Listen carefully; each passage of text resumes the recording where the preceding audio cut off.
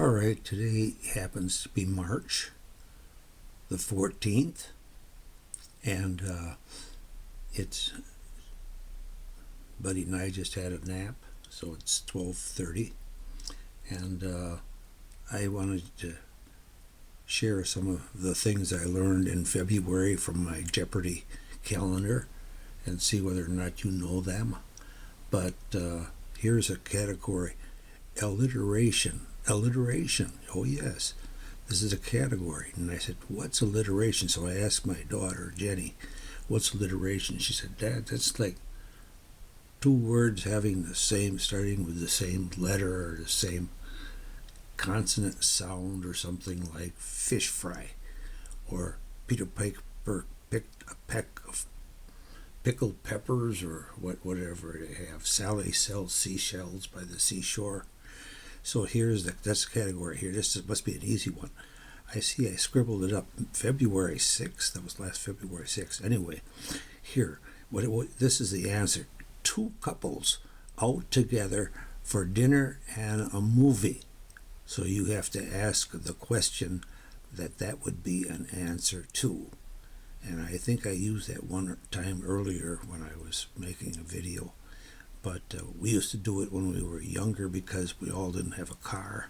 And sometimes you get a car, and you and your girlfriend and I and my girlfriend will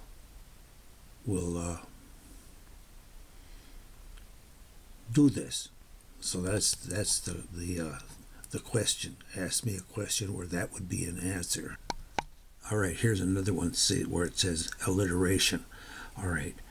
After rehab for substance abuse, or it could be for doing jail time or something, I suppose, many find it beneficial to temporarily live in one of these residences. A residence, what is this kind of a, both letters start with an H. And, well, let's see, going back here, each one would start with a D. So, okay, these are days that I knew, and anyway, after I looked up what the word meant. But anyway, then here's another one. It happened on Valentine's Day, so we're going into the 13th. That's my little niece's, Valerie's, birthday. And on Valentine's Day, 1962, this first lady took viewers on a televised tour of the White House. So you have to ask a question where this would be the answer to that.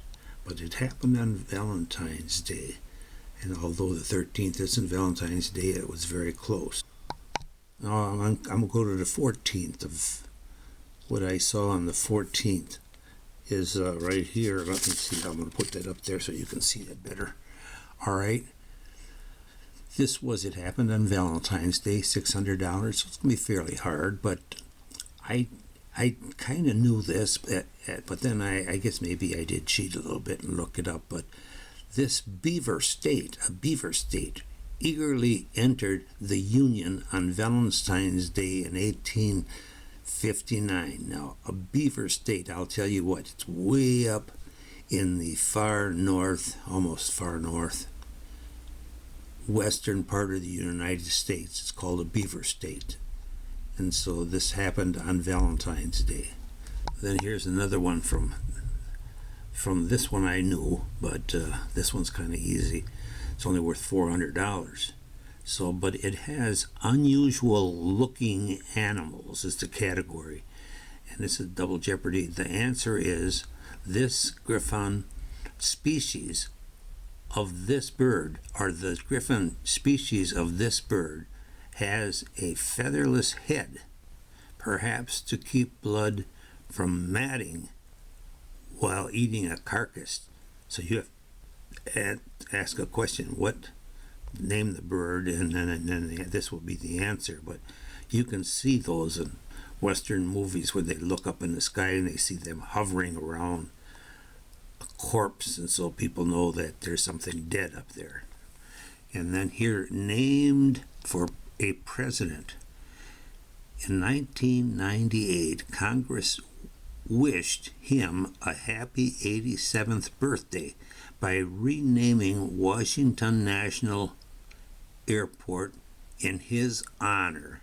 Okay, this was a president, and so this guy was still alive at the time, and so it happens to be that he was a Republican president, and there's a big airport out east that's named after this particular president. So you got to ask me the question. All right, here's another. This must be a hard one because it's worth $1,000.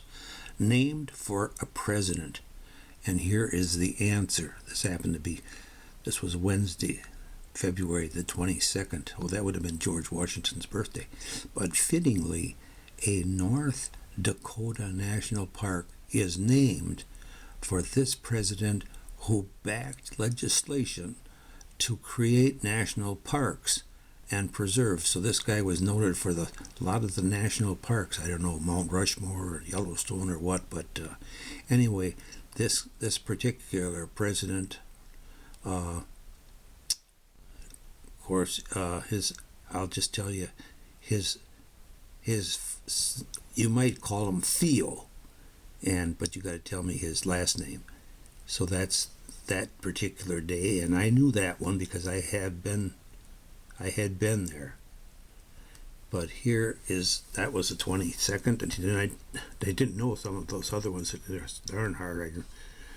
If I didn't know them, I threw the day away. But here is another one. Familiar phrases. Oh, phrases. Okay, I like that. Familiar phrases. All right. If you're a little crazy, ooh, this one kind of fits me here, or foolish, you're off your blank. This is the answer. This piece of furniture. Oh, that's a simple one.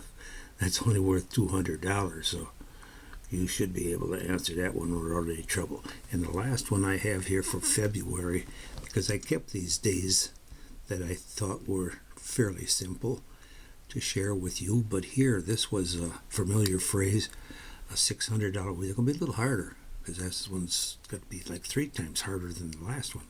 But on the interstate, from its 475, on the interstate, it is 475 miles from Phoenix to Albuquerque.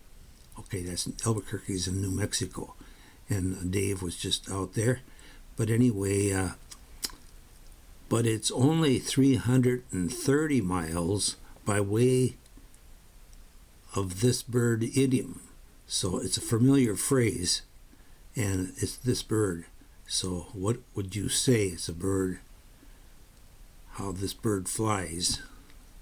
And so you have to tell me this bird actually was a blackbird. So what's this idiom, this familiar phrase that we sometimes say? You know, it's not too far to, as this idiom as compared to if you're going to drive it. So that's February. Those were days of February that I kind of enjoyed because I could answer the Jeopardy answer. I could ask the Jeopardy question.